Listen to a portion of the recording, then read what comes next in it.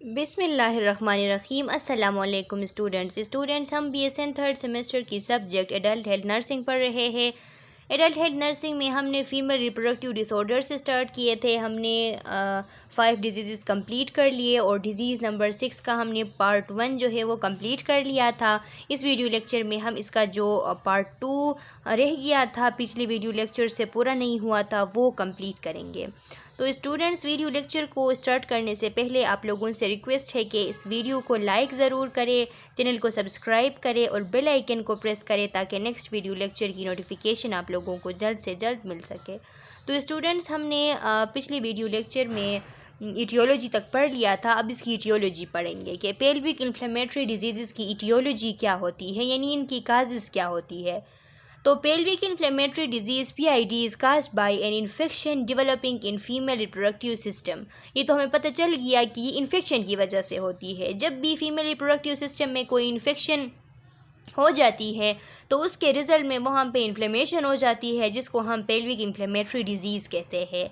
In most cases the condition is caused by a bacterial infection is spreading from vagina entrance to the womb, यानी into the womb, fallopian tubes and ovaries.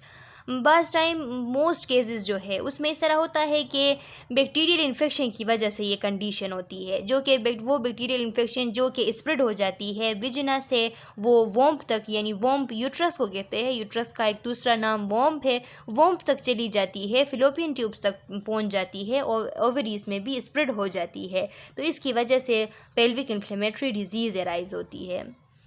Diagnosis किस तरीके से कर सकते हैं? History collection, यानी history की collection के थ्रू भी इसको डायग्नोस किया जा सकता है और फिज़िकल एग्जामिनेशन के थ्रू भी किया जा सकता है। इन्वेस्टिगेशन में हम ब्लड टेस्ट करते हैं, ESR करते हैं, एरिथ्रोसाइट सेडिमेंटेशन रेट। स्टूडेंट्स, आप लोगों को पता है कि ये बॉडी में इन्फ्लेमेशन को देखने के लिए करते हैं कि बॉडी में इन्फ्लेमेशन है या नहीं, इसको चेक करने के लिए ESR करते हैं। और इसके अलावा CRP है। CRP टेस्ट जो है स्टूडेंट जो रिएक्टिव प्रोटीन है, इसको टेस्ट करते हैं। ये C रिएक्टिव प्रोटीन स्टूडेंट्स, ये एक प्रोटीन है जो कि लीवर में बनती है और जब भी बॉडी में किसी भी एरिया पे इन्फ्लेमेशन हो जाती है तो लीवर से ये C reactive protein blood stream में चली आती है। तो ब्लड टेस्ट हम करते हैं, उसमें CRP अगर रेज आ जाए तो हमें मालूम हो जाएगी कि बॉडी के अंदर इन्फ्लेमेशन है। यूरिन कल्चर करते हैं, जिससे जो बैक्टीरिया है, जो माइक्रो ऑर्गेनिज्म है जिसकी वजह से इन्फेक्शन हुई है, उस इन्फेक्शन की वजह से फिर इन्फ्लेमेशन होती है ना। तो जब इन्फ्लेमेशन है तो ज़रूरी बात है कि यहाँ पे इन्फेक्शन हुई है तो उसके रिजल्ट में इन्फ्लेमेशन हुई है। तो इन्फेक्शन को पता करने के लिए यूरिन कल्चर करते हैं कि किस माइक्रो ऑर्गेनिज्म की वजह से इन्फेक्शन हुई है। और फिर sensitivity test of vaginal and cervical secretion, cervical और वेजिनल सिक्रीशन की सेंसिटिविटी टेस्ट करते हैं, यानी उसमें जो बैक्टीरिया है उसके लिए देखते हैं कि कौन सा एंटीबायोटिक जो है वो उस बैक्टीरिया के लिए, जो बैक्टीरिया ने इन्फेक्शन किया है उसके लिए कौन सा एंटीबायोटिक सेंसिटिव, कौन से एंटीबायोटिक के सामने वो सेंसिटिव है, यानी कौन सा एंटीबायोटिक उसके लिए इफ़ेक्टिव है। सेंसिटिविटी टेस्ट में ये पता चलता है। फिर पता जब चल जाता है तो फिर जो एंटीबायोटिक उसके लिए इफ़ेक्टिव होता है वो एंटीबायोटिक जो है डॉक्टर प्रिस्क्राइब करता है उस पेशेंट को। इमेजिंग मेथड है, अल्ट्रासाउनोग्राफी के थ्रू भी PID का पता लगाया जा सकता है। जो CT स्कैन है इसके थ्रू भी पता लग सकती है और MRI के थ्रू भी चेक कर सकते हैं, एंडोमेट्रियल बायोप्सी के थ्रू भी कर सकते हैं और लेप्रोस्कोपी के थ्रू भी पता लगा सकते हैं कि पेल्विक इन्फ्लेमेटरी डिजीज़ है या नहीं।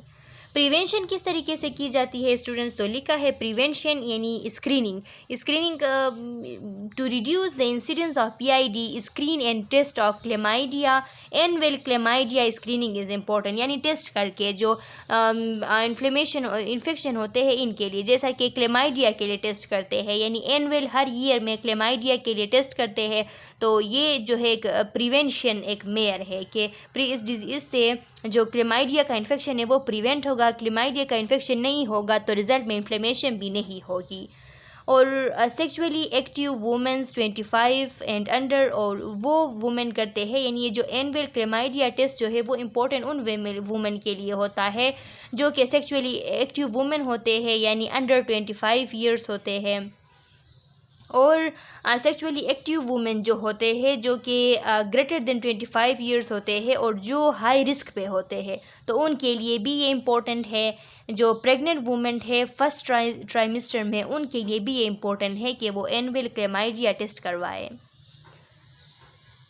Partner management. Male sex partner of women with PID should be examined and treated if they had sexual contact with the patient during the 60 days preceding the patient onset of symptoms. यानी अगर एक female में अगर जो PID है वो diagnose हो जाती है कि एक फ़ीमेल को PID है, तो उसका जो सेक्सुअल पार्टनर है यानी जो उसका हस्बैंड है उसको भी टेस्ट करके देखना चाहिए, उसको भी एग्जामिन करके देखना चाहिए कि कहीं उसको भी ये डिज़ीज़ तो नहीं हुई है। यानी इन्फेक्शन जो है वो फैल जाती है। अभी वुमेन में इन्फेक्शन थी तो उसको PID था, तो ये इन्फेक्शन जो है मेल को भी हो सकती है। यानी अगर 60 डेज़ जो है वो 60 डेज़, इनमें से जो 60 डेज़ यानी 2 महीने में अगर सेक्सुअल कांटेक्ट हुई है तो फिर इसके थ्रू वो जो इन्फेक्शन है वो मेल में भी ट्रांसमिट हो सकती है। इस वजह से मेल को भी टेस्ट किया जाता है। Male partner of women who have PID caused bye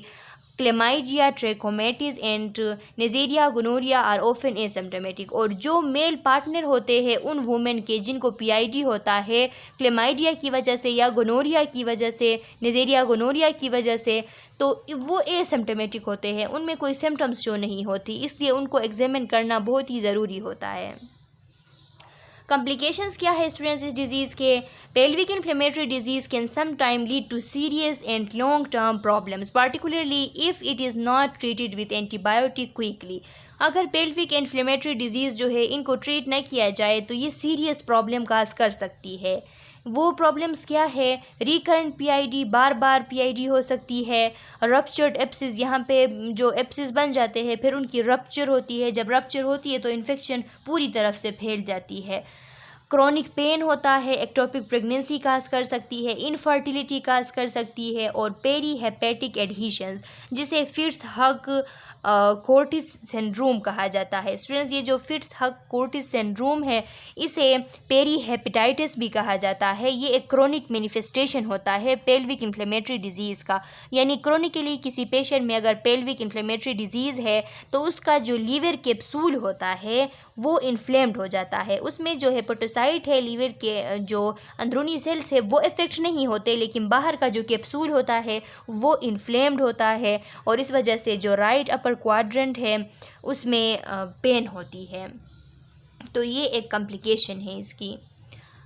rupture ट्यूबो ovarian abscess. अब यहाँ पे ये जो एब्सिस होते हैं, ट्यूबो ओवेरियन एब्सिस जब बन जाते हैं तो फिर वो रप्चर होते हैं। स्टूडेंट्स, जब वो रप्चर होते हैं तो इन्फेक्शन जो है वो बुरी तरफ से फैल जाती है।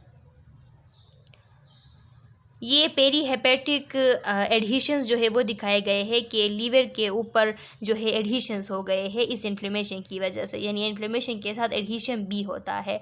Are usually associated with pelvic gonorrhoea और क्लेमाइडिया इन्फेक्शन, यानी ये इस वजह से होता है क्योंकि जिनको गोनोरिया और क्लेमाइडिया इन्फेक्शन होती है तो उनको फिट्स हग क्रूटिस सिंड्रोम होता है, और जिनको फिट्स हग क्रूटिस सिंड्रोम होता है उनकी जो लीवर की कैप्सूल होती है इसमें इन्फ्लेमेशन और एडहीशंस बन जाते हैं, जो कि आप इस पिक्चर में देख सकते हैं।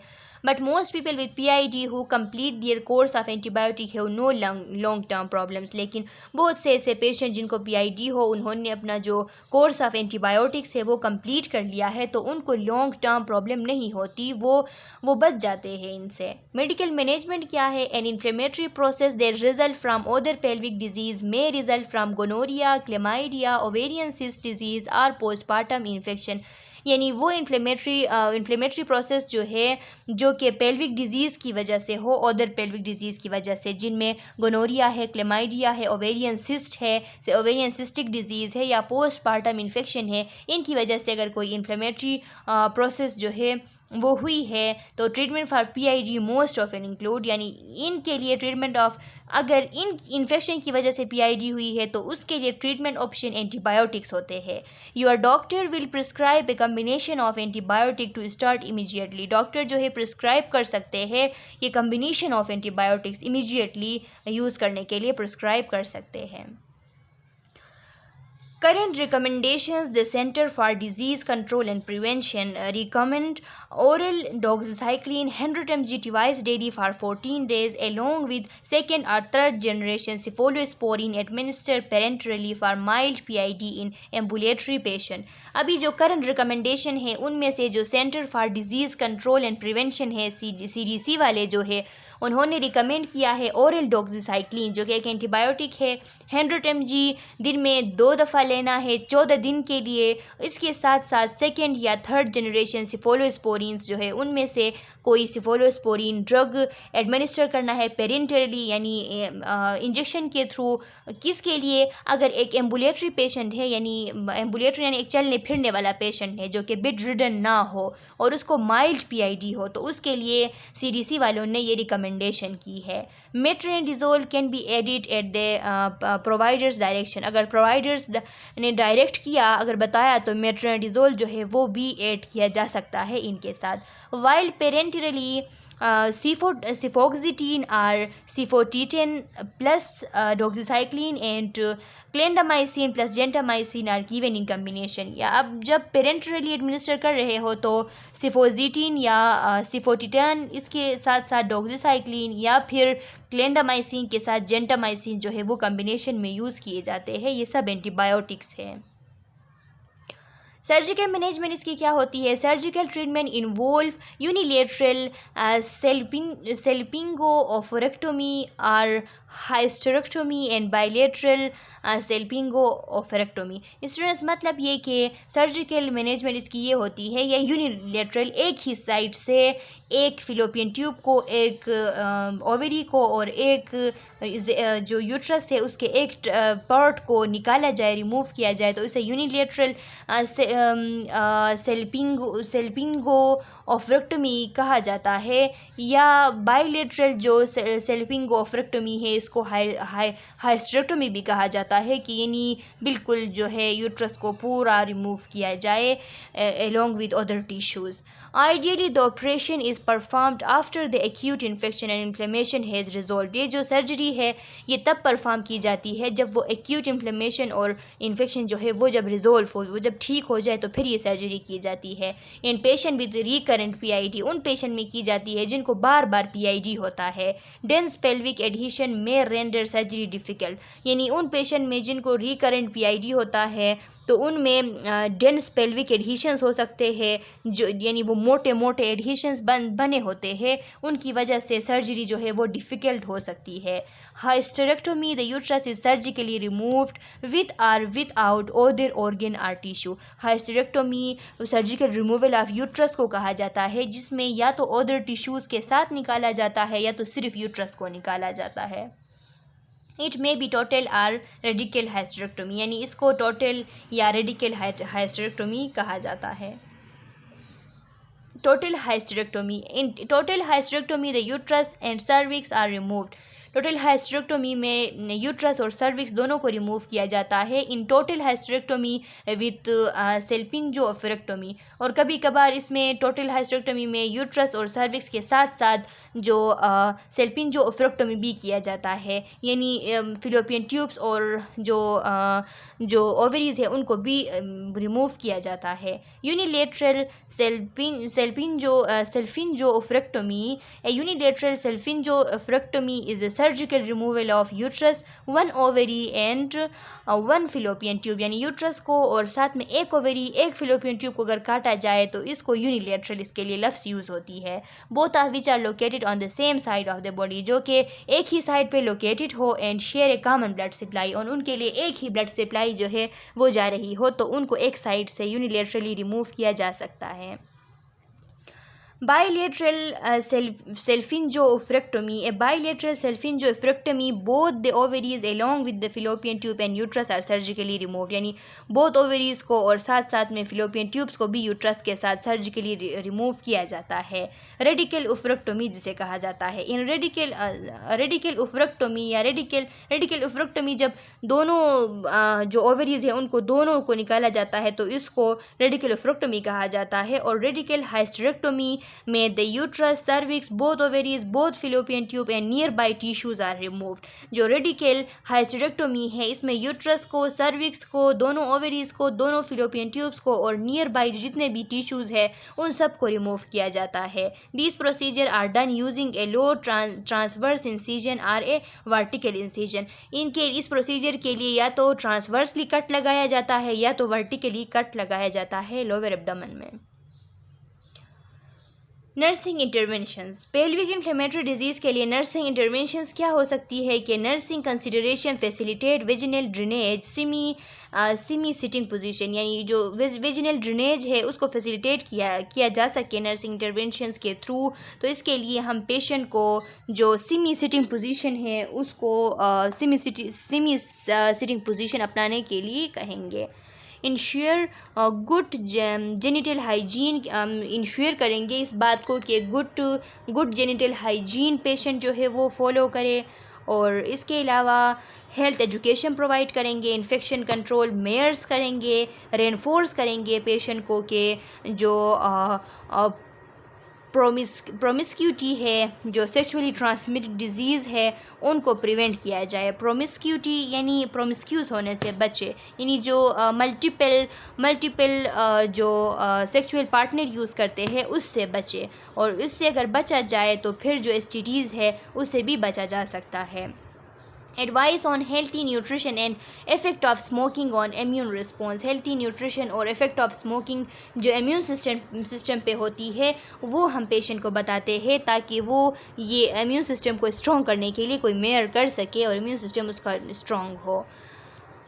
डिस्चार्जिंग प्लान क्या करेंगे? You may need to return for a follow up visit. Patient को बताएंगे कि फॉलो अप विजिट के लिए आपको वापस आना पड़ेगा। Your treatment may need to be changed if your symptoms are not getting better. अगर आपके सिम्टम्स नॉट गेटिंग बेटर हो रहे हो, यानी दिन ब दिन ठीक नहीं हो रहे हो, तो आपकी जो ट्रीटमेंट है वो चेंज की जाएगी, ये उनको बताना है।